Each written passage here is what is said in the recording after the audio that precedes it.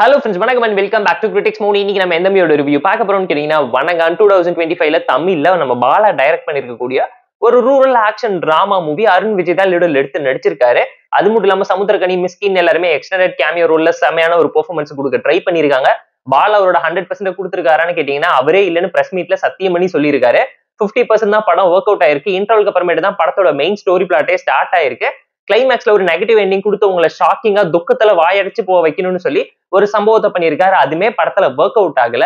சிம்பிளான one line story என்னன்னு கேட்டீங்கன்னா, அருண் விஜய் ஒரு டெஃப் அண்ட் டம்மா இருக்காரு. ஒரு காது கேட்காது, வாய் பேச முடியாது, தங்கச்சியோட நார்மலா லைஃப் லீட் பண்ணிக்கிட்டு இருக்காரு.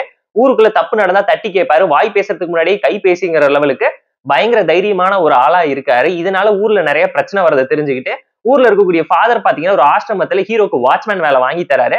அந்த ஆசிரமத்துல ஒரு சில தப்பு நடக்க நம்ம கதையோட ஹீரோ அதை தட்டி கேட்க, அதுக்கப்புறம் ஹீரோக்கு அவரோட தங்கச்சிக்கு வரக்கூடிய பிரச்சனை என்ன, அங்க யார் என்ன தப்பு பண்ணாங்க, ஹீரோ வாழ்க்கையில என்ன நடந்துச்சுங்கிறத இந்த மூவி பார்த்து நீங்க தெரிஞ்சுக்கோங்க. பாலாக்காக வேணா பார்த்து என்ஜாய் பண்ணலாம். அது மட்டும் இல்லாம அருண் விஜய் அவரோட டெடிகேஷனான ஒரு பெர்ஃபார்மரா ஷைன் ஆக இந்த மூவில பயங்கரமா எஃபோர்ட் போட்டு ட்ரை பண்ணிருக்காருங்கிறது கண்டிப்பா இந்த மூவி பார்க்கும் உங்களாலேயே தெரிஞ்சுக்க முடியும். பிதா மகன் மூவி ஸ்டைல நிறைய சம்பவத்தை இந்த மூவிலுமே சீன்ஸா ஒளிச்சு வச்சு ரெஃபரன்ஸையுமே கிரியேட் பண்ணியிருக்காரு. அதை தாண்டி மிஷ்கின் ஆகட்டும், ஹீரோயின், தங்கச்சி கேரக்டர், சமுத்திரக்கனின்னு சொல்லி எல்லாருமே ஜஸ்டிஃபைங்கான ரோல ப்ராப்பரா நடிச்சு கொடுத்துட்டு தான் போயிருக்காங்க. ஸ்டோரியை பொறுத்த வரைக்கும் ஒரு ரொட்டீனான பாலாவோட ரூரல் ஆக்ஷன் டிராமா ஸ்டோரி தான் எடுத்து ரீக்ரியேட் பண்ணியிருக்காரு.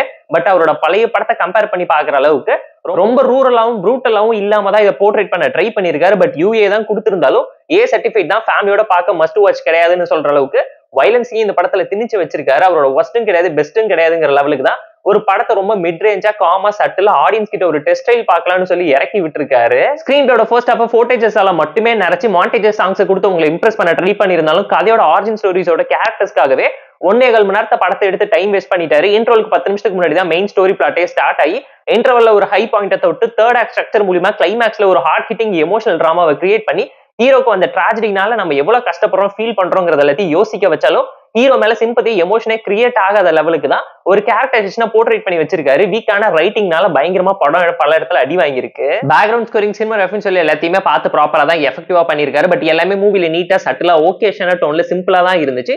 எந்த ஒரு இடத்துலயுமே ஹை அண்ட் வா ஃபேக்டரை இம்பாக்ட்ஃபுல்லா ஹோல்டு பண்ணவே இல்லைங்கிறது கண்டிப்பா அந்த மூவி பார்க்க உங்களால தெரிஞ்சுக்க முடியும்.